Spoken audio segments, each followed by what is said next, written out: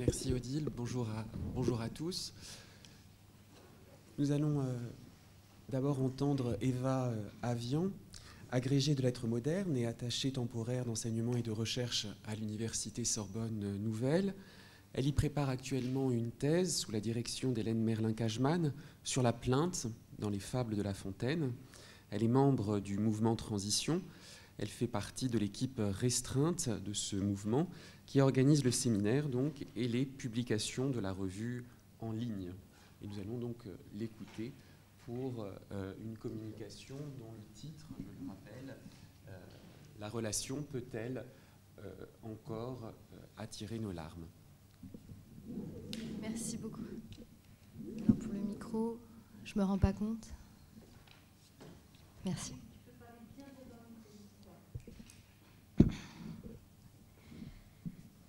Donc, je voudrais commencer par remercier très chaleureusement Odile Richard d'avoir accepté avec enthousiasme ma proposition de communication et pour l'accueil exceptionnel qui nous a été réservé à Limoges, ainsi que toutes les personnes présentes pour cette levée de bon matin ce samedi pour poursuivre la conversation autour de la relation d'un voyage de Jean de La Fontaine.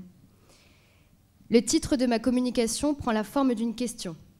La relation d'un voyage de Paris en Limousin peut-elle encore attirer nos larmes ? L'expression « attirer vos larmes » est empruntée à des vers de La Fontaine qui figurent au début de la lettre 4 de la relation, vers dans lesquels l'épistolier décrit l'effet d'une peinture affligeante sur sa lectrice. Il s'agit de la peinture de la chambre du château d'Amboise, dans laquelle le surintendant des finances Nicolas Fouquet a été retenu prisonnier peu après son arrestation, du 4 au 25 décembre 1661. Je cite ces vers. « Vous peindre un tel appartement, ce serait attirer vos larmes. Je l'ai faite insensiblement, cette plainte a pour moi des charmes. » Il y a au moins un illustre lecteur du siècle suivant qui a fait part de son émotion à la lecture de ce passage. Il s'agit de Chamfort, qui, dans son éloge de La Fontaine de 1774, après avoir tracé les traits d'un La Fontaine privé de la faveur royale, mais objet des bienfaits de tous, emploie la péroraison de son discours à peindre la reconnaissance et la fidélité amicale du poète, exemplifiée, entre autres, par le passage de la 4e lettre de la relation que je viens de lire. Je cite Chamfort. « Il aimait, c'était sa reconnaissance, et ce fut celle qu'il fit éclater envers le malheureux Fouquet. J'admirerais sans doute, il le faut bien, un chef-d'œuvre de poésie et de sentiment dans sa touchante élégie sur cette fameuse disgrâce. Mais si je le vois, 2 ans après la chute de son bienfaiteur, pleurer à l'aspect du château où M. Fouquet avait été détenu, s'il s'arrête involontairement autour de cette fatale prison dont il ne s'arrache qu'avec peine, si je trouve l'expression de cette sensibilité non dans un écrit public, monument d'une reconnaissance souvent fastueuse, mais dans l'épanchement d'un commerce secret, je m'écrirai avec lui. Qu'un ami véritable est une douce chose. Ô La Fontaine, essuie tes larmes, écris cette fable charmante des 2 amis, et je sais où tu trouves l'éloquence du cœur et le sublime de sentiment. Je reconnais le maître de cette vertu qu'il nomme par une expression nouvelle, le don d'être ami. » Alors ce discours est un éloge d'un poète par un autre poète, et cet éloge se fonde sur un critère éthique aussi bien qu'esthétique, la sensibilité, disposition d'âme et de plume que revendique tout particulièrement le XVIIIe siècle. Il pourrait donc y avoir quelque anachronisme à prendre au sérieux, en quelque sorte, la lecture de Chamfort telle qu'il se peint lui-même, lisant La Fontaine, et à poser la question, la relation d'un voyage peut-elle encore attirer nos larmes ? Aussi bien l'objectif de cette réflexion n'est-il pas de répondre positivement à cette question, par oui ou par non, mais en jetant des ponts entre le poète du XVIIe siècle et celui du XVIIIe siècle, mais aussi les lecteurs actuels, de faire entendre, peut-être à bas bruit, une lecture de la relation qui fasse place à la sensibilité, pour employer le terme de Chamfort, ou à la plainte, pour employer le terme de La Fontaine lui-même, qui la traverse par éclipse, et à décrire le type de lien qu'elle établit avec et entre ses lecteurs. Alors la réception actuelle de la relation d'un voyage ne l'attire pas du côté des larmes, et ce pour de nombreuses raisons indiscutables. Son style peut être rapporté avec fruit aux caractéristiques de l'esthétique galante, c'est-à-dire, pour le dire rapidement, au ton badin de la conversation entre honnêtes gens, à l'enjouement, la gaieté, au refus du sérieux, et dans une moindre mesure, au refus du pathétique. Mais cette description paraît encore trop simple, puisqu'un autre principe majeur de cette esthétique galante, principe que La Fontaine revendiquera tout particulièrement dans son œuvre, c'est la diversité. À ce titre, il ne paraît pas surprenant que se mêlent dans les lettres de la relation le ton piquant et l'émouvant. L'émouvant, et pas le grand pathétique d'ailleurs, mais plutôt le domaine de l'élégiaque, caractérisé par la douceur et qui vise à l'attendrissement et à la communion des cœurs. Ce La Fontaine élégiaque n'est naturellement pas ignoré de la critique. Il a ses emblèmes dans l'œuvre du poète.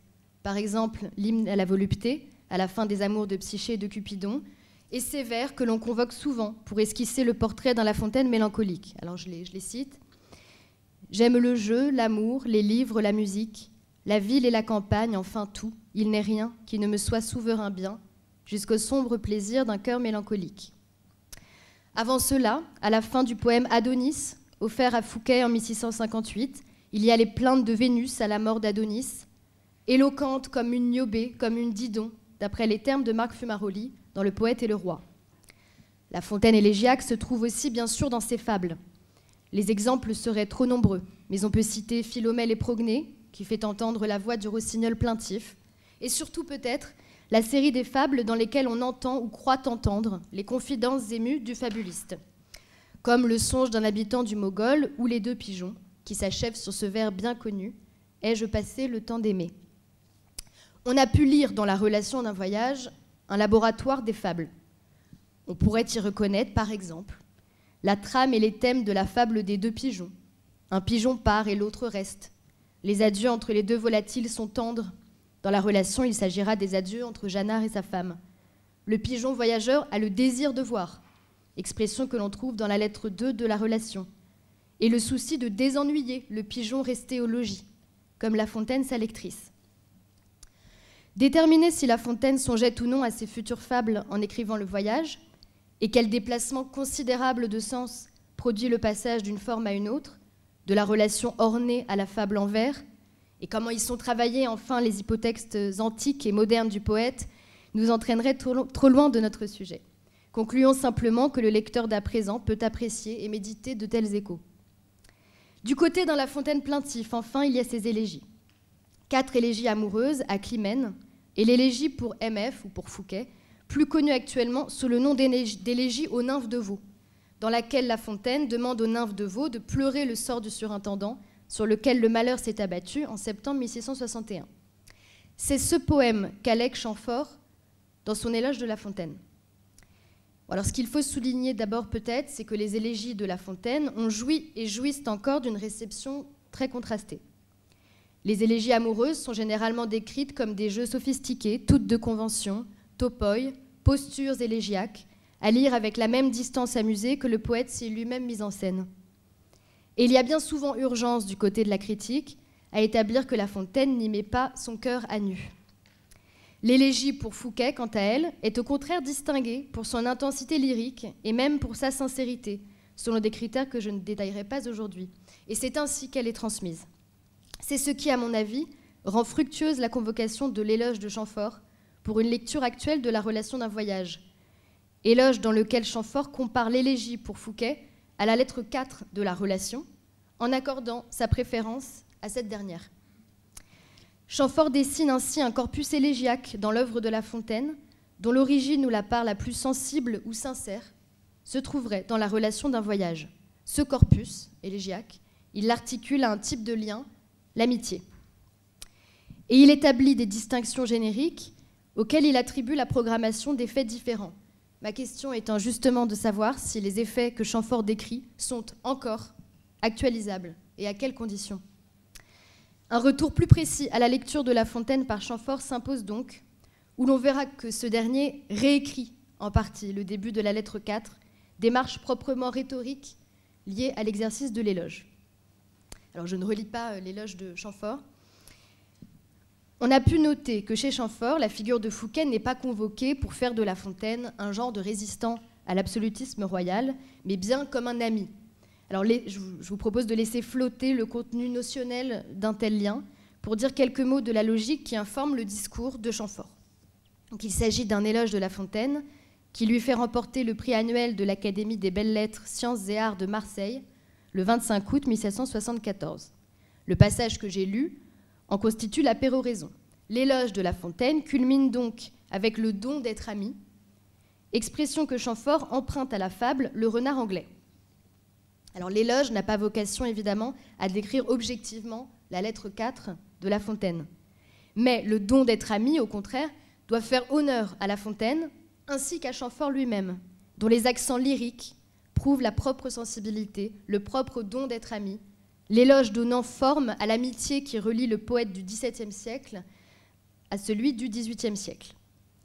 Alors, ces caractéristiques de l'éloge ne disqualifient pas la convocation du texte de Chamfort pour lire la lettre 4 de la relation.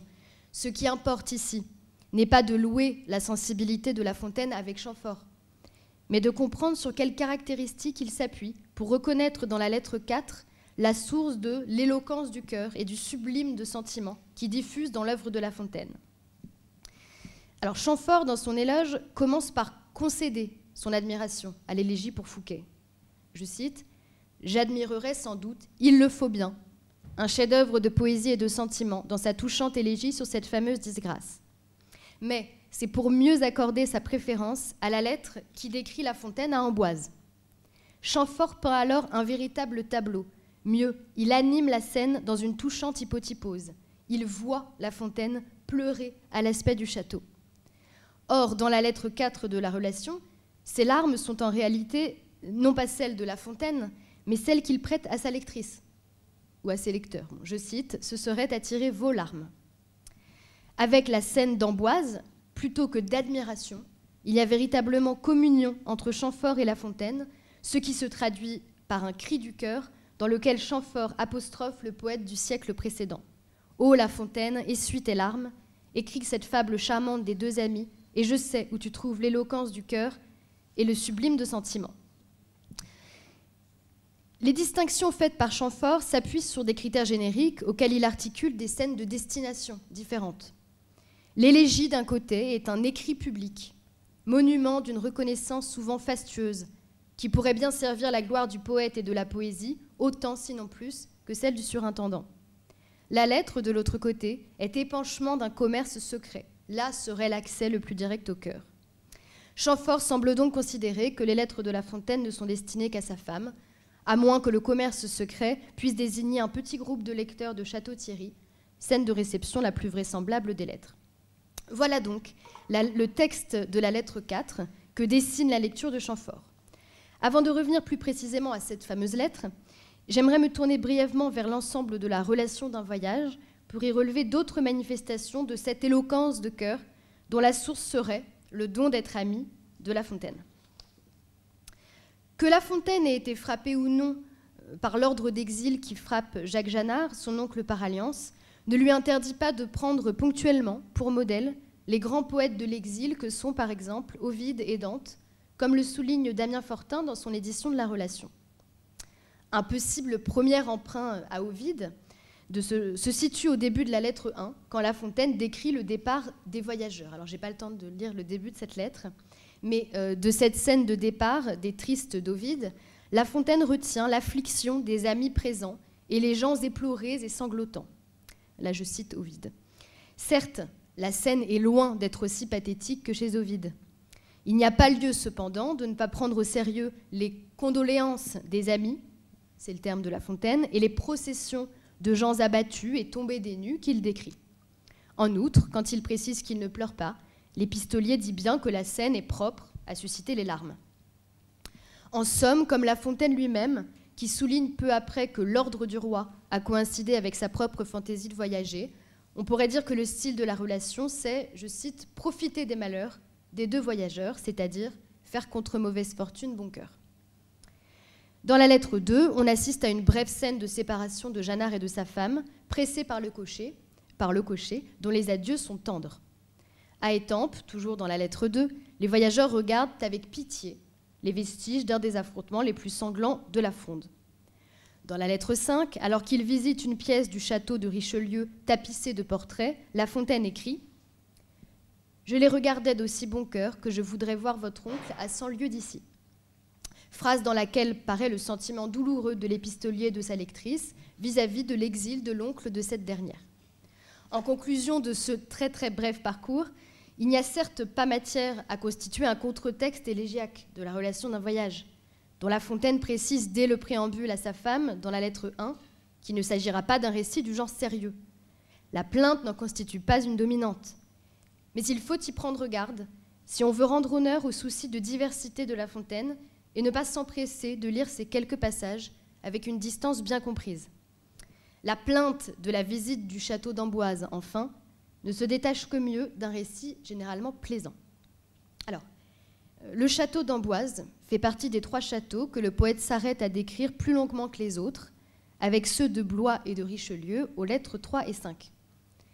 On peut commencer par noter que La Fontaine donne de ces châteaux des descriptions fidèles aux principes qui régissent l'écriture de la relation, dont le premier est sans doute de ne pas ennuyer ou de désennuyer sa lectrice et ses lecteurs. Ces descriptions sont informées par des contraintes, comme le note Claude Mignot dans son article « Le regard de La Fontaine sur l'architecture et le paysage dans la relation ». Donc, quelles sont ces contraintes ? Il s'agit de s'adapter à sa correspondante, décrite en lectrice de romans. Le voyageur n'est pas libre de son temps, mais souvent pressé par le cocher. Et la relation du voyage est écrite de façon différée par rapport aux étapes du voyage elles-mêmes. D'après Claude Mignot, La Fontaine se comporte ainsi le plus souvent dans ses descriptions, en badaud, en touriste avant l'heure, plus sensible aux souvenirs historiques, aux curiosités et aux anecdotes qu'aux beautés abstraites de l'architecture. Alors, dans son article « Vaud, l'espace d'un songe, le poème et le lieu », Florence Dumorat, quant à elle, relève les aveux de La Fontaine à propos de, je cite, « son incompétence de descripteur », écrivant qu'il proclame son ignorance en matière d'architecture, qu'il avoue une absence naturelle d'esprit d'observation et récuse les plaisirs de la description savante ou ornée. Alors, ces traits d'un tempérament du poète sont aussi bien sûr des choix esthétiques. Ils esquissent un art poétique que Florence Dumorat, à propos de la description du château de Richelieu, résume ainsi. La Fontaine, écrit-elle, met en avant le regard poétique, c'est-à-dire subjectif et distrait, porté sur le lieu et les œuvres. Alors ce regard poétique, subjectif et distrait informe bien la description que La Fontaine donne du château d'Amboise. Mais ce qui la distingue des descriptions de Blois et de Richelieu, c'est que le regard poétique y est d'emblée un regard concerné par le sort du surintendant. Elle est le seul passage de la relation où La Fontaine déplore explicitement le sort de Fouquet, passage qui constitue également les lecteurs de la relation eux-mêmes en amis du surintendant. Bon, il faut peut-être préciser qu'en 1663, le sort de celui-ci n'est pas encore tranché. La lettre 4 est écrite à Châtellerault et datée du 5 septembre 1663. Elle commence par l'arrivée des voyageurs à Amboise. « Nous arrivâmes à Amboise d'assez bonne heure, mais par un fort mauvais temps. Je ne laissai pas d'employer le reste du jour à voir le château. De vous en faire le plan, c'est à quoi je ne m'amuserai point, et pour cause. Vous saurez sans plus que de vers la ville, il est situé sur un roc et paraît extrêmement haut. Vers la campagne, le terrain d'alentour est plus élevé. La précision météorologique par un fort mauvais temps souligne la détermination de l'épistolier à employer le reste du jour à voir le château. Le refus du plan, comme celui de la description ou de particulariser, est un des traits récurrents de la relation. Mais les raisons du refus ou de l'impossibilité du plan sont peut-être aussi à chercher dans le fait que voir le château n'est pas équivalent au fait de le décrire. À Amboise, le désir de voir se trouve lié à des circonstances particulières qui diffusent dans le texte, mais ne sont explicitées qu'à la fin de la visite. La Fontaine décrit donc dans la phrase suivante l'aspect général du château et surtout la forte impression qu'il produit sur le voyageur qui entre dans la ville. Vous saurez sans plus que de vers la ville, il est situé sur un roc et paraît extrêmement haut. Vers la campagne, le terrain d'alentour est plus élevé. L'épistolier donne 2 points de vue sur le château. Le premier favorise l'impression qu'il produit sur le nouvel arrivant, hauteur, fermeté, aspect de forteresse imprenable. On pénètre ensuite dans l'enceinte du château avec La Fontaine. Le refus du plan permet de mettre en valeur les, je cite, 3 ou 4 choses fort remarquables que l'épistolier distingue alors. un bois de serre et les tours heurtaux et des minimes. C'est là, peut-être, que l'on peut dire avec Claude Mignot que La Fontaine se comporte en touriste avant l'heure, quoiqu'il fasse davantage qu'admirer le bois de serre et les deux tours. Il confirme et redouble la réputation du bois de serre par une insertion poétique plaisante qui fait l'hypothèse d'un cerf antédiluvien. Quant aux deux tours, elles renforcent ici l'impression de hauteur et de fermeté du château. Je cite, « Ce que je remarquais encore de singulier, ce furent deux tours bâties en terre comme des puits. On a fait dedans des escaliers en forme de rampe par où l'on descend jusqu'au pied du château, si bien qu'elles touchent, ainsi que les chaînes dont parle Virgile, d'un bout au ciel, d'autre bout aux enfers. Je les trouvais bien bâtis, et leur structure me plut autant que le reste du château nous parut indigne de nous y arrêter. Il a toutefois été un temps qu'on le faisait servir de berceau à nos jeunes rois, et véritablement, c'était un berceau d'une matière assez solide, et qui n'était pas pour se renverser si facilement. Les tours prennent donc des proportions un peu vertigineuses, avec la citation que La Fontaine emprunte à Virgile et que l'on retrouvera dans Le Chêne et le Roseau. La citation associée aux tours inscrit donc, de façon fugace, dans la lettre, le motif de la grandeur déchue, du sommet et de la chute. Le refus de s'arrêter au reste du château est l'occasion d'une précision historique. Le château d'Amboise a servi de berceau à nos jeunes rois. Mais de nouveau, la mention du berceau est associée à l'idée de solidité. Ce qui est peut-être suggéré par petites touches, c'est que ce n'est pas la fonction de berceau que le château d'Amboise assure le mieux, dans l'esprit de La Fontaine, mais bien celle de prison. La dernière des choses remarquables que décrit l'épistolier est la vue depuis la plateforme du château, magistralement commentée hier par Damien Fortin. Je cite, « Ce qu'il y a de beau, c'est la vue. Elle est grande, majestueuse, d'une étendue immense. L'œil ne trouve rien qui l'arrête. Point d'objet qui ne l'occupe le plus agréablement du monde. On s'imagine découvrir Tours, bien qu'il soit à 15 ou 20 lieues. Du reste, on a en aspect la côte la plus riante et la mieux diversifiée que j'ai encore vue, et au pied d'une prairie qu'arrose la Loire, car cette rivière passe à Amboise. » Le début de la lettre 4 est traversé par un désir de voir. Ici, la vue depuis le château donne moins lieu à une description qu'à une forme d'échappée du regard et au libre essor de l'imagination. On s'imagine découvrir Tours, bien qu'il soit à 15 ou 20 lieues. La peinture que La Fontaine donne finalement de la vue est proprement bucolique. Ce paysage riant qu'arrose une rivière fait songer à un paysage du forêt de l'Astrée. Et c'est ce plaisir, pris à la vue, où l'œil ne trouve rien qui l'arrête, qui amène dans la lettre 4 la pensée du pauvre monsieur Fouquet. Je cite, « De tout cela, le pauvre monsieur Fouquet ne put jamais, pendant son séjour, jouir un petit moment.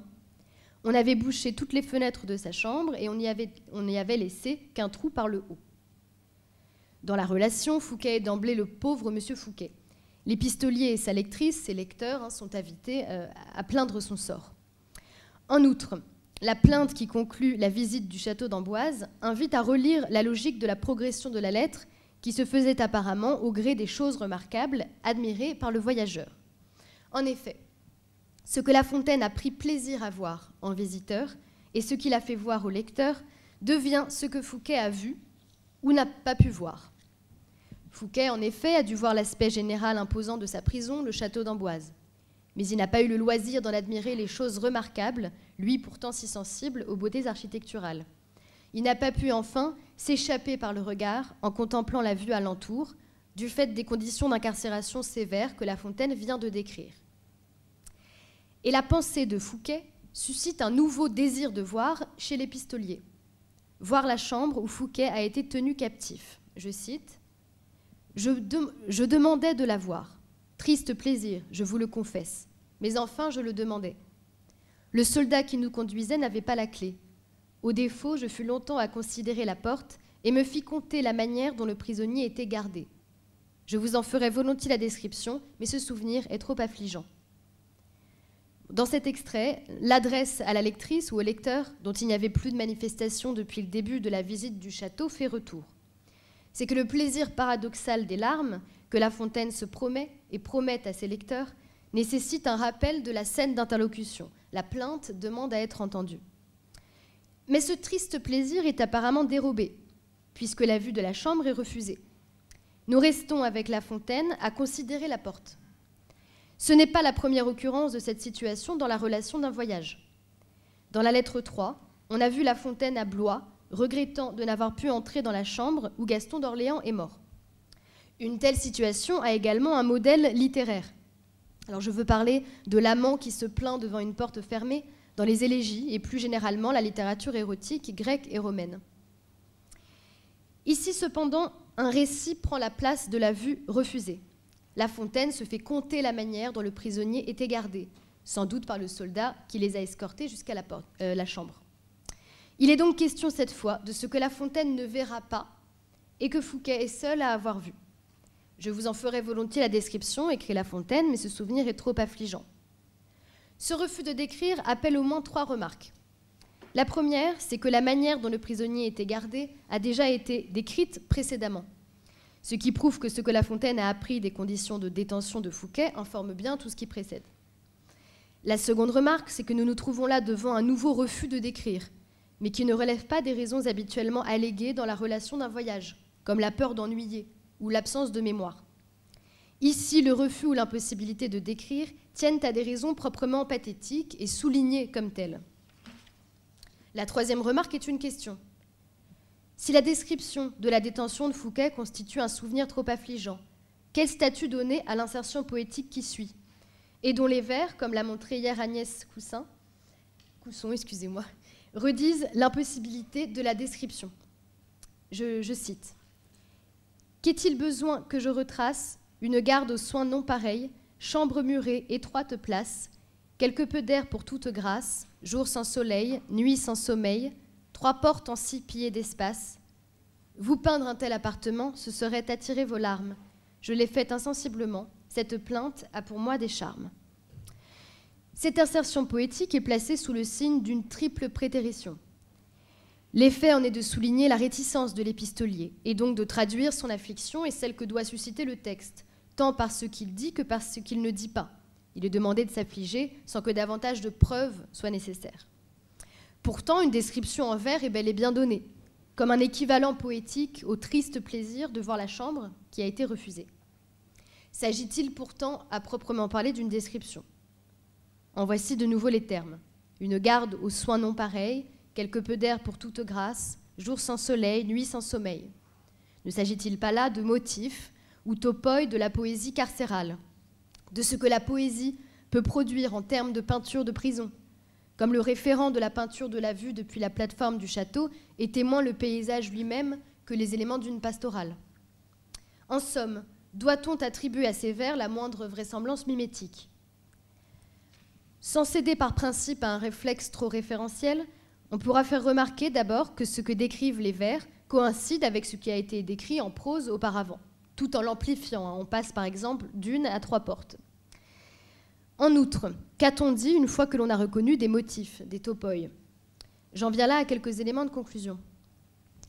Si l'on a reconnu le topos poétique, mais que l'on refuse la pauvreté d'expérience en laquelle il se résout trop souvent, à quel type d'expérience de lecture peut donner lieu la plainte poétique de La Fontaine et à quelles conditions ? Reprenons les 4 derniers vers de l'insertion poétique. Vous peindre un tel appartement, ce serait attirer vos larmes. Je l'ai faite insensiblement, cette plainte a pour moi des charmes. Cette plainte désigne la plainte de La Fontaine dans la lettre 4, depuis le pauvre monsieur Fouquet jusqu'à la fin de l'insertion poétique. Et ces charmes, si l'on ne s'arrête pas justement à leur caractère topique, on peut se rendre sensible au fait qu'ils ont des effets qui se perpétuent dans ce qu'on pourrait appeler le réel de la prose, puisque La Fontaine conclut ainsi « Sans la nuit, on n'eût jamais pu m'arracher de cet endroit ». Alors cette espèce d'envoûtement rappelle au lecteur de la relation ce qui se produira dans une des allées des jardins du château de Richelieu, dans la lettre 5. La Fontaine s'y attarde pour composer des vers. Alors je cite « Je serais encore au fond de l'allée où je commençais ces vers, si monsieur de Châteauneuf ne fût venu m'avertir qu'il était tard. » Donc, comme dans la lettre 4, cette forme d'oubli de soi se produit après une insertion en vers. Mais le « je serais encore » des jardins de Richelieu n'a pas la charge pathétique de « on n'eût jamais pu m'arracher de cet endroit du château d'Amboise ». Les charmes dont il est question sont bien ici ceux de la plainte poétique. Enfin, le démonstratif cette plainte désigne aussi les larmes que l'épistolier vient insensiblement d'attirer chez sa lectrice et ses lecteurs. la plainte plaît encore en tant qu'elle dessine un collectif ayant en commun le même objet de pitié. Un collectif de lecteurs sensibles ou encore sensibles au malheur de l'ami dont témoigne le lieu, ou plutôt, puisque la vue du lieu est refusée, les vers de La Fontaine. L'adverbe insensiblement, qui signifie peu à peu, traduit la délicatesse dont La Fontaine fait usage dans son texte pour, je cite, « intéresser d'autres personnes aux souffrances du malheureux », pour reprendre les termes de Luc Boltanski dans La souffrance à distance. Dans cet ouvrage, où Boltanski définit une politique de la pitié, il donne la description d'une parole qui, je cite, « doit rapporter à autrui d'un même mouvement ce qui a été vu et la façon dont le spectateur s'en est trouvé personnellement affecté et concerné ». Pas de dénonciation ni d'accusation dans la relation d'un voyage, donc, mais un épistolier qui intéresse d'autres personnes aux souffrances du malheureux et à sa propre pitié pour l'ami. Le don d'être ami se prouve dans ce partage de la pitié et la plainte est reconnue comme l'une des modalités de ce lien. Ponctuellement, certes, mais sensiblement. Si toutefois, on ne retourne pas les charmes de la plainte poétique contre eux-mêmes en les décrivant comme un répertoire de figures attendues ou en ne les mesurant qu'à l'aune des charmes de la gaieté. Je vous remercie. Merci beaucoup Eva pour cette lecture construite à partir de la péroraison de l'éloge de La Fontaine par Chamfort, un très beau texte, et pour donc ces premiers éléments sur la première réception aussi de ce texte, en tous les cas dans la deuxième moitié du XVIIIe siècle. Nous poursuivons nos travaux avec une deuxième intervention, celle d'André Rapstein, j'espère ne pas trop écorcher votre nom, chercheur enseignant à l'université de Silésie de Katowice en Pologne, comparatiste, auteur de 2 monographies, la première consacrée au roman épistolaire français et polonais 1760-1820 et publiée en 2005, et la seconde consacrée à l'hybridité du roman français à la première personne de 1789 à 1820 et publiée en 2017. Il est co-rédacteur de plusieurs ouvrages collectifs publiés en France, en Allemagne et en Pologne. Il est rédacteur en chef de la revue Romanica Silesiana. Ses recherches portent notamment sur l'évolution donc, du roman épistolaire français et francophone, et il s'intéresse aux écrits, à la première personne et à la correspondance des écrivains. Je lui laisse indiquer le titre de sa communication qui a, je crois, été modifié par rapport à la version initiale. Merci beaucoup. Alors, permettez-moi de commencer par remercier Odile Richard qui m'a gentiment invité à ce colloque. C'est un grand honneur pour moi. Et puis, je vous dois une explication. Tout d'abord, me présenter devant vous est une double audace parce que je ne suis ni le spécialiste de La Fontaine, ni même XVIIemiste. Et donc, je voudrais vous proposer une communication qui, hélas, s'écarte un peu du sujet proposé par l'organisatrice, c'est-à-dire il ne s'agit pas de travailler sur la relation du voyage en Limousin. Je voudrais vous proposer une relecture de certaines lettres, de certaines épîtres dédicatoires de La Fontaine. Pourquoi j'ai choisi ce sujet? En fait, je me suis, dans mes travaux, toujours intéressé au paratexte, au discours paratextuel, et puis au caractère épistolaire, évidemment. C'est ce qui m'intéresse le plus. Donc, c'est sur ces 2 points que je voudrais insister dans ma communication, mais pas seulement. Alors, comme vous avez dit, j'ai modifié un peu le titre de ma communication. J'ai ma présentation, donc j'espère que ça marche.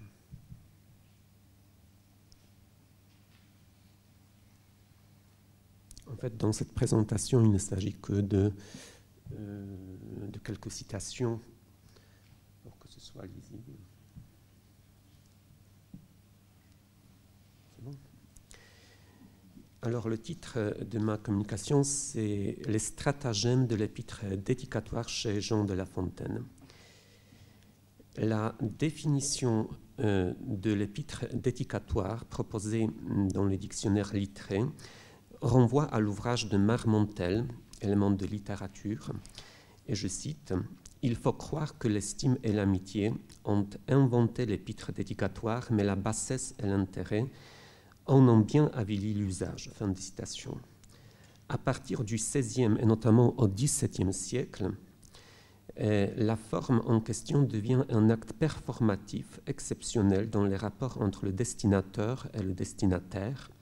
Si on mesure le rôle et le statut hors du commun que représente souvent celui-ci, ainsi que le caractère public de l'énoncé, l'épître dédicatoire ou la dédicace tombe d'emblée dans le registre d'un engagement faisant coïncider les intérêts réciproques du poète et de son protecteur. Or, tout en reposant sur le principe de l'échange, cette forme littéraire qui se rapproche d'une lettre ne demande pas la réponse par écrit. En revanche, elle implique un échange de valeurs matérielles et idéales, de dons et de contre-dons. En ce qui concerne la terminologie, je considère l'épître dédicatoire et la dédicace comme des notions synonymiques, donc je vais m'en servir en alternance. Auteur engagé aux convictions et aux amitiés solides, homme courageux qui n'hésite pas à se faire des ennemis, à risquer sa position et même sa liberté en osant défier Louis XIV, Jean de La Fontaine déclare dans sa préface des Contes de 1665 s'accommoder au goût de son siècle. Ainsi suit-il les conventions littéraires de son époque, sans pour autant tomber dans la caricature du poète servile qui veut absolument plaire à tout prix. À l'époque, comme chacun le sait, il existe 3 groupes d'écrivains. Les 3 grands, c'est-à-dire Boileau, Racine, Bossuet, les 4 moralistes mondains, La Rochefoucauld, le cardinal de Retz, la comtesse de Lafayette et la marquise de Sévigné, et les 2 indépendants, c'est-à-dire La Fontaine et Molière. La relecture des dédicaces choisies du fameux fabuliste que nous nous proposons dans cette communication s'appuie sur une triple acception, littéraire, sociale et épistolaire. Les 2 premières renvoient en fait à la question de contrat. D'une part, il s'agit du contrat du pacte de lecture et d'autre part du contrat au sens matériel ou économique. Et la troisième se rapproche du caractère épistolaire de cette forme. Bon, autrement dit, il s'agit de la motivation, de la forme, du moyen et de la signification des dédicaces de La Fontaine. Depuis les travaux de Gérard Genette, les dédicaces ou les épîtres dédicatoires, à côté des titres, préfaces, etc., font partie, chacun le sait, du discours paratextuel, ou pour être précis, péritextuel, qui, si on y ajoute encore l'incipit, oriente la lecture du texte présenté au lecteur. Traditionnellement appelé le pacte de lecture, cette ouverture fournit au lecteur des informations concernant la forme, la thématique ou la provenance du manuscrit, ce qui, dans la fiction romanesque du XVIIIe siècle, correspond à ce que Jean Rousset a défini comme la fiction du non fictif.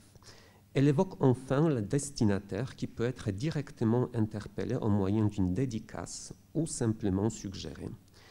Genette remarque que, je cite, « l'épître dédicatoire classique pouvait abriter d'autres messages que l'éloge du destinataire, par exemple des informations sur les sources et la genèse de l'œuvre ou des commentaires sur sa forme ou sa signification, par quoi la fonction de la dédicace empiète clairement sur celle de la préface. » Fin de citation. La mention du destinataire renforce la portée et le but de la publication. Le pacte de lecture constitue un engagement de l'auteur vis-à-vis du lecteur qui, à l'époque de La Fontaine, consiste à plaire, à amuser et évidemment à instruire. À lire les 2 dédicaces adressées au dauphin, enfant de 6 ans et demi, qui précèdent le livre premier des fables choisies, nous découvrons d'emblée le but du fabuliste. Dans la première, rédigée en prose, il écrit c'est juste un fragment de la citation. « Je ne doute point, monseigneur, que vous ne regardiez favorablement des inventions si utiles et tout ensemble si agréables, car que peut-on souhaiter davantage que ces 2 points ?» Fin de citation. Et dans l'autre, qui est une épître dédicatoire en vers, il précise De nouveau, juste un passage, un fragment. « Je me sers d'animaux pour instruire les hommes ». La dédicace en question donne non seulement une définition concise de la conception de la fable, mais elle propose, d'après Marie-Odile Switzer, tous les programmes des fables auxquels souscrivent implicitement du moins la plupart des écrivains classiques. Il est intéressant de remarquer que la deuxième dédicace reprend les mêmes idées sur la fable, condensant elle-même l'essentiel de la préface qui suit. La dédicace, comme plus tard la préface, offre également à l'auteur l'opportunité de demander au destinataire de l'indulgence à l'égard de ses écrits. Placé en tête de la fable du lion amoureux, l'épître dédicatoire à Mademoiselle de Sévigné se présente tout d'abord comme un hommage de bon ton destiné à la fille de Madame de Sévigné, qui depuis longtemps déjà admirait La Fontaine. Le fabuliste demande à sa destinataire de regarder favorablement la fable qui lui est offerte. Il établit enfin un délicat rapport entre le sujet de la fable et la personnalité du destinateur. Les travaux de Pierre Dandré, ici présent, nous fournissent des informations précieuses sur cette correspondance harmonieuse entre le sujet traité et les qualités, les talents du dédicataire. Le discours péritextuel dont l'épître dédicatoire fait partie devient la défense et l'illustration du genre de la fable, souligne la portée du pacte, ce que souligne la portée du pacte de la lecture établi entre l'auteur et son lectorat. Une autre question implicitement liée à la notion du contrat est celle d'un échange, et maintenant je vais passer à l'analyse de deux autres traits liés à la dédicace, c'est-à-dire sa fonction sociale la plus directe et enfin son caractère épistolaire. À l'époque où les droits d'auteur n'existaient pas, les poètes se cherchent souvent par précaution un riche et généreux protecteur. L'occasion se présente à Jean de La Fontaine au moment où Nicolas Fouquet se recrute une clientèle d'écrivains à sa solde. Comme le remarque Damien Fortin, qui est à côté de moi, je cite, l'attention de ce dernier fut attirée sur La Fontaine en 1657 par la lettre à Madame de Coucy abbesse de Mouzon, le premier de tous les contes composés sous la forme d'une épître versifiée de veine gaillarde. Fin de citation. Un an plus tard, La Fontaine s'engage à donner pension poétique à ce protecteur des arts et des lettres, argent et protection s'échangeant alors contre la menue monnaie des vers. Entre l'un et l'autre s'établit un contrat, l'un s'acquittait en vers, l'autre en espèces. À lire cette entente, ce n'est pas le surintendant qui versera une rente au poète, c'est le poète qui octroiera au ministre 4 fois par an une pension poétique, symbole de la complicité et un engagement par contrat pour le soin qu'il prend à faire valoir ses vers. La Fontaine souscrit à cet engagement dans une pièce adressée à Pelisson. Donc je choisis juste un petit fragment. Il s'agit de cette fameuse épître adressée à Pelisson, intitulée « Je vous l'avoue, c'est la vérité ». Je vous l'avoue, et c'est la vérité, que Monseigneur n'a que trop mérité la pension qu'il veut que je lui donne. Son souvenir, qui me comble de joie, sera payé tout en belle monnaie de madrigaux, d'ouvrages et en cours. Cela s'entend sans manquer de 2 jours, au terme pris, ainsi que je l'espère. Pour acquitter celle-ci chaque année, il me faudra 4 termes égaux. Et si j'y manque, envoyez un sergent, faites saisir sans aucune remise, stances, rondeaux et vers de toute aiguise. Ce sont nos biens. Excusez-moi, mais comme vous voyez, elle est coupée, cette citation. J'en ai choisi juste quelques passages. La Fontaine ne se présente pas ici dans la position du quémandeur obligé de réclamer le paiement de son dû. Ce sera au ministre de rappeler régulièrement au poète les vers promis par le contrat rédigé en forme d'épître. En ce qui concerne la dédicace des fables de 1668 au Dauphin, Pierre Bornec précise que le fabuliste les vend, entre guillemets, selon une tradition peu vraisemblable. Pour 1000 pistoles, soit 500 000 francs, en revanche, on ignore les sommes de celle de 1678 à Madame de Montespan et celle qui était dédiée au duc de Bourgogne. Cette fonction sociale de l'épître dédicatoire nous invite également à nous pencher sur les rapports entre le pouvoir et l'art. Dès son entrée en littérature, il s'agit de la traduction et une libre adaptation de la comédie latine, l'Eunuque, Jean de La Fontaine s'exprime explicitement là-dessus.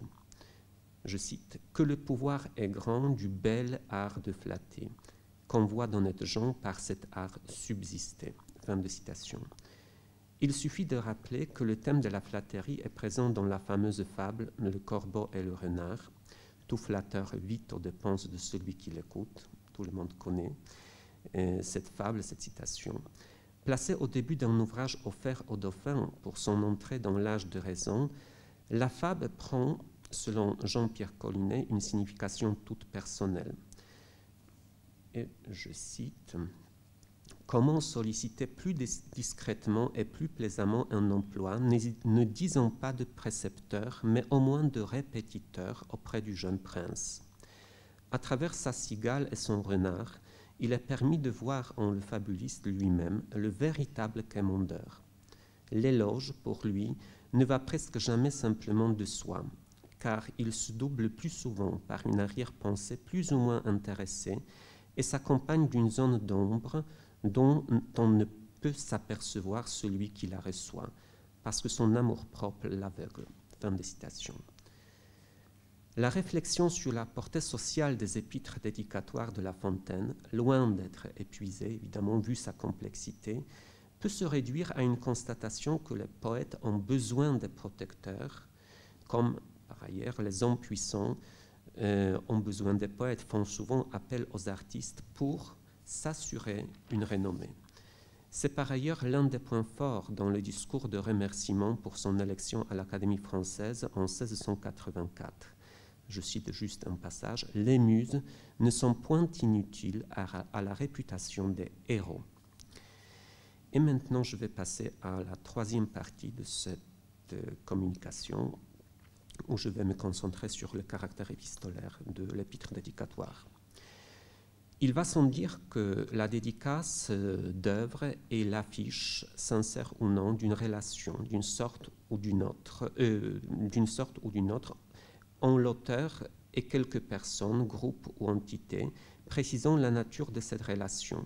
Si la fonction directement économique de la dédicace a aujourd'hui disparu, son rôle de patronage ou de caution morale, intellectuelle ou esthétique s'est maintenu pour l'essentiel.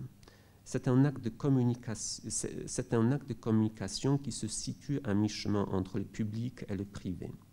Il est inutile de rappeler le rôle du destinataire dans toute écriture épistolaire. Stefania Skwarczyńska l'élève au rang du co-auteur, et pour ce qui concerne la dédicace, Genette remarque que la mention « pour un tel » comporte toujours une part de « par un tel ».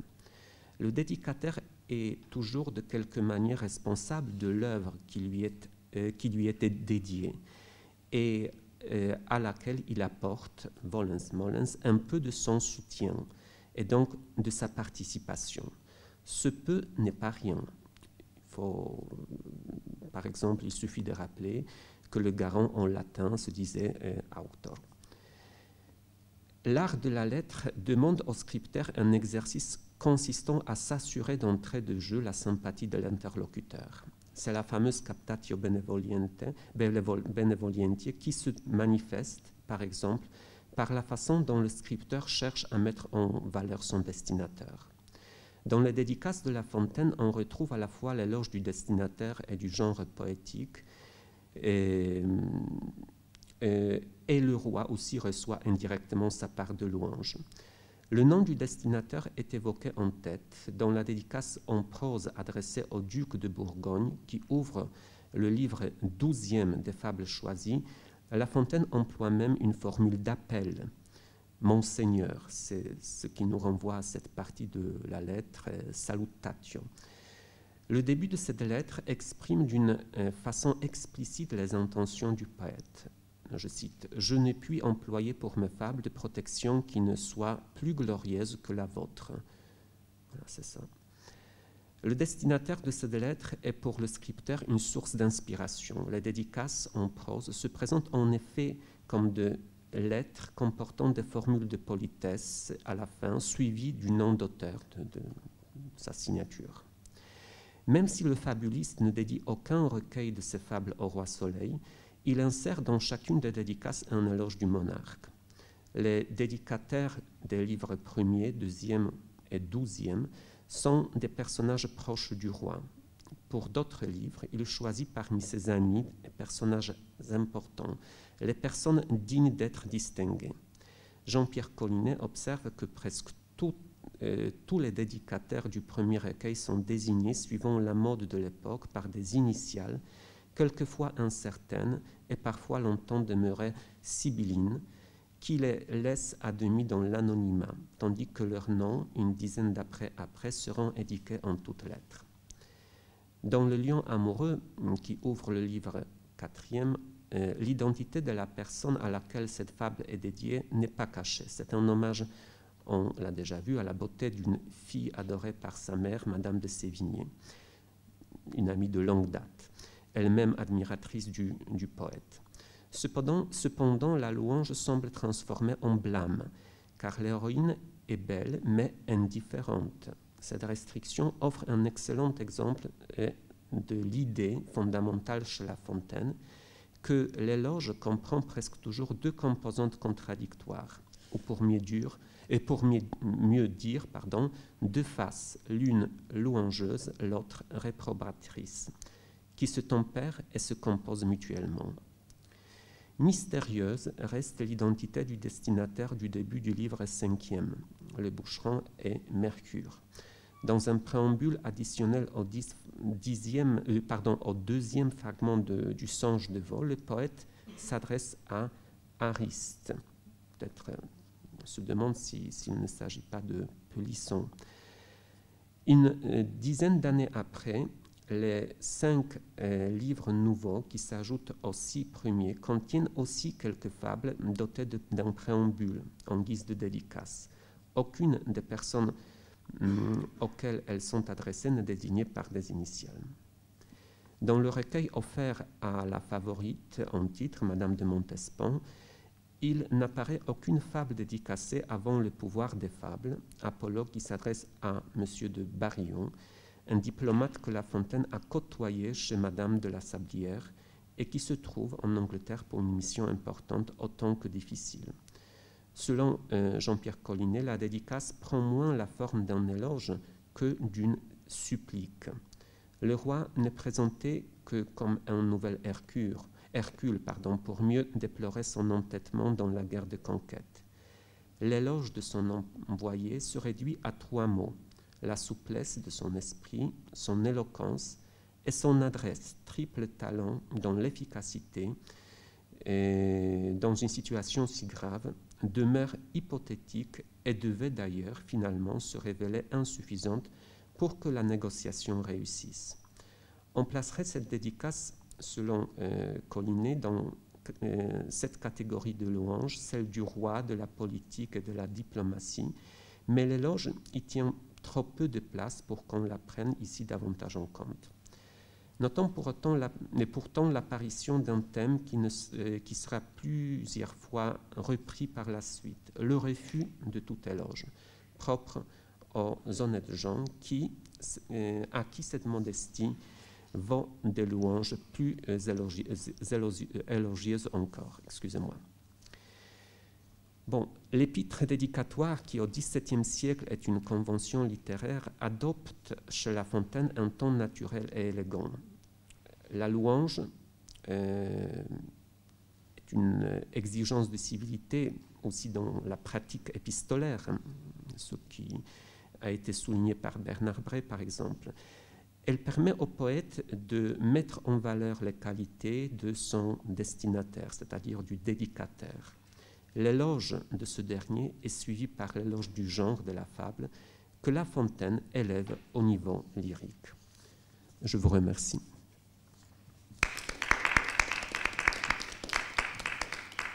Merci beaucoup pour cette deuxième communication.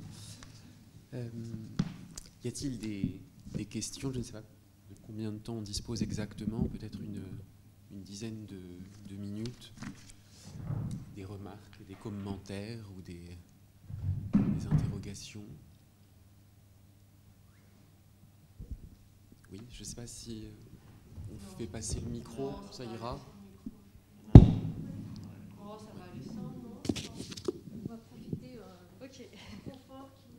Okay.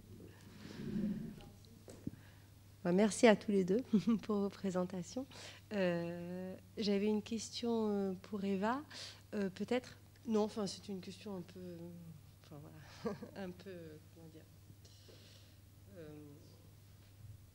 naïf peut-être. Mais je me demandais si les quelques vers en fait qui étaient insérés, que tu as beaucoup commenté de manière très intéressante. Du coup, on pouvait, parce que tu as parlé d'élégiaque, mais est-ce qu'on pourrait dire que c'est une mini-élégie, enfin, parce que c'est une question un peu que je me suis toujours posée comme on analysait les passages versifiés. Si des fois, en fait, ces passages versifiés, comment dire, ils pouvaient être envisagés un peu de manière autonome. Alors, il y a un peu une ode à Richelieu à la fin qui, quand même, je trouve, fait peut-être un ensemble. Et ce petit passage me disait, est-ce que finalement, même si c'est bref et qui ne répond peut-être pas aux structures métriques, tout ça. Merci pour cette question. Bon, les contours de l'élégie au XVIIe siècle sont assez fluctuants. Excusez-moi. Je dirais que ce n'est pas une élégie, puisque c'est une insertion poétique dans une lettre, mais élégiaque, il y en a tous les signes. Et l'élégiaque était déjà à partir du moment où il y a le mot plainte et larmes, c'est élégiaque. Et c'était déjà un débat en termes enfin, le caractère élégiaque était déjà en théorisation dès le XVIe siècle. Et dans toutes les définitions, on retrouve l'idée de la plainte et des larmes, mais pas des larmes pathétiques de la tragédie, des grandes passions, mais de la plainte, véritablement. Donc, je dirais oui, c'est élégiaque. Après, une élégie, je dirais non. Merci.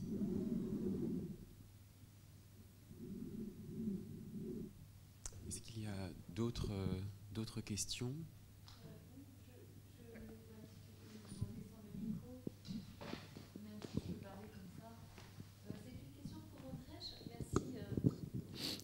Merci beaucoup, Cécile. Question pour Andrzej. Moi, j'ai beaucoup apprécié ce rappel sur l'épître, notamment l'épître dédicatoire. Et évidemment, comme tout public curieux ici, on a envie de faire une application au texte épistolaire du voyage en Limousin. Même si ce n'est pas exactement ton sujet, est-ce que tu as repéré dans ces 6 lettres du voyage quelque chose de particulièrement justement épistolaire lié à la destinataire, hein, est-ce qu'il y a un élément d'adresse, même s'il n'y a pas un élément de dédicace, et si bien évidemment cette destinataire n'est pas un grand de ce royaume à qui il s'agit de demander sa protection, mais est-ce que tu as repéré des éléments épistolaires particuliers liés au contexte de l'énonciation? Merci beaucoup pour cette question. Oui, en fait, en ce qui concerne les 6 lettres qui font partie de la relation du voyage en Limousin, de La Fontaine, évidemment, bon, ce qui m'a frappé, par exemple, c'est que chacune d'entre elles, si je me rappelle bien, bon, est précédée par ce n'est pas une formule d'appel qui précède la lettre. On apprend tout simplement que la lettre, c'est à Madame de La Fontaine, n'est-ce pas? C'est-à-dire que la lettre est adressée à Madame de La Fontaine, mais La Fontaine ne s'adresse pas directement, je veux dire, il n'emploie pas la formule d'adresse. Et bien sûr, comme on a déjà dit, vous avez déjà dit hier, et il est clair que la destinataire est présente. C'est évident.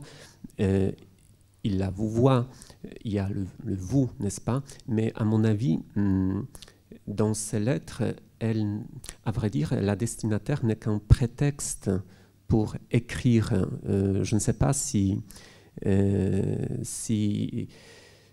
Parce que, en fait, ces lettres ne demandent pas non plus la réponse, n'est-ce pas? Ce n'est pas un échange, cette correspondance. C'est une correspondance à voix unique, on dirait.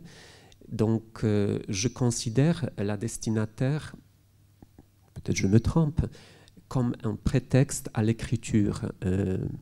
Bien sûr, il y a aussi des éléments intimes, vous en avez parlé hier dans cette correspondance, peut-être pas beaucoup, mais quand même on peut y chercher. Mais pour la destinataire, je la considère comme un prétexte d'écriture de l'auteur. Sinon, évidemment, pour le corps de la lettre, donc il y a des éléments typiques de l'écriture épistolaire parce que les lettres sont datées, même si la date ne correspond pas forcément au temps de l'écriture de cette lettre.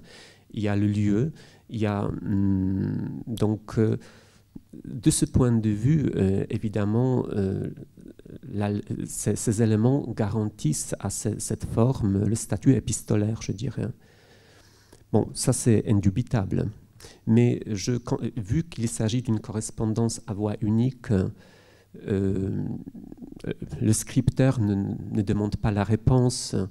Donc, pour moi, sa femme, son épouse, n'est que le prétexte pour l'écriture. Mais peut-être je me trompe. Je ne sais pas. Merci beaucoup. Oui, une question de la part de Patrick Dandré. Merci.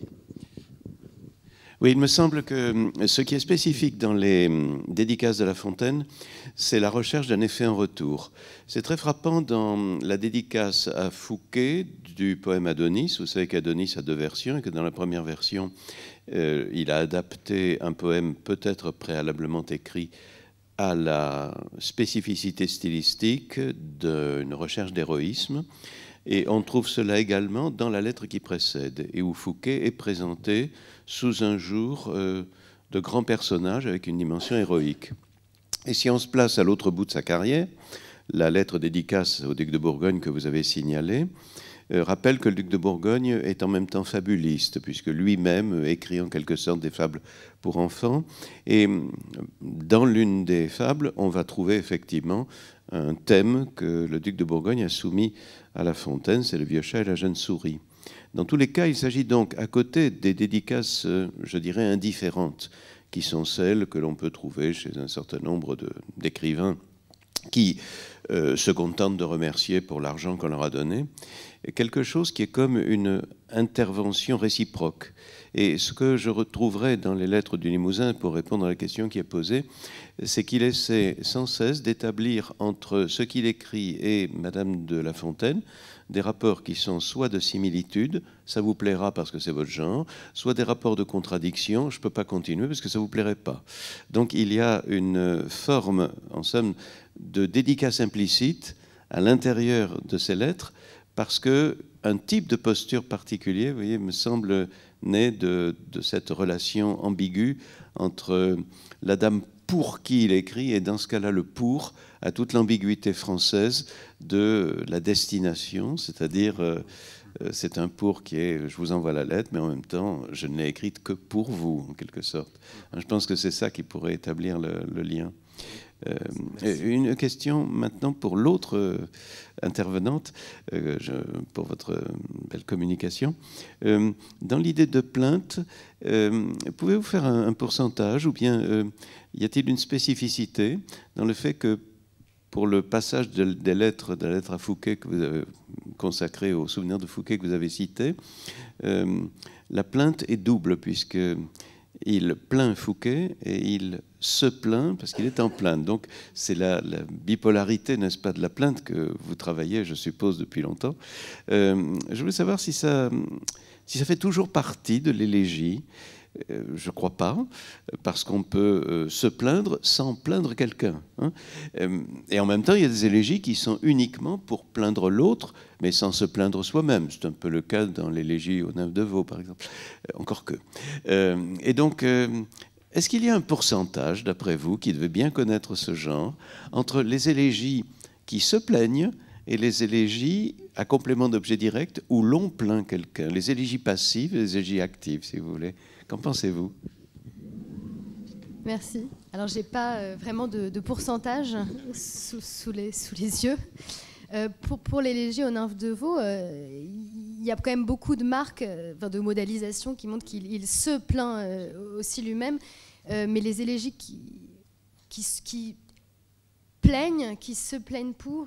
Moi, je dirais que la première définition de l'élégie, c'est quand même de se plaindre soi-même et d'intéresser à sa propre douleur. Et j'ai pas de pourcentage pour plaindre pour, mais je trouve ça assez frappant chez La Fontaine. En ce qui concerne Fouquet, il y a ce plaindre pour. Et en ce sens, justement, le pour de élégie pour Fouquet, enfin pour MF, vous venez de commenter ce mot, on peut le prendre exactement comme ça. Hein, c'est pour Fouquet, enfin, ça s'adresse à lui, mais c'est pour plaindre son sort et pour plaider sa cause. Quoi. Donc, est-ce que vous iriez jusqu'à dire qu'il y a des élégies complètes, qui sont celles où on se plaint soi-même et on plaint quelqu'un, et puis des élégies qui sont, je dirais, dans l'une et l'autre direction? Non, moi je pense que l'élégie où on se plaint soi-même, ça fait une élégie complète. D'accord. Voilà. D'accord. Que ça apporte une autre dimension, peut-être parfois... à la limite du judiciaire, que dans les élégies qui plaignent, il y a parfois cette dimension de dénonciation d'une injustice. Bon, voilà. Peut-être qu'à ce moment-là, le sens judiciaire de la plainte joue d'une manière ou d'une autre, et pas dans l'élégie... quoique. Il y a toujours ces deux dimensions. Bon. En tout cas, je vous remercie pour votre question. Est-ce qu'il y a d'autres remarques ou d'autres questions? Je ne sais pas si on peut considérer que la session est terminée. On fait une courte pause.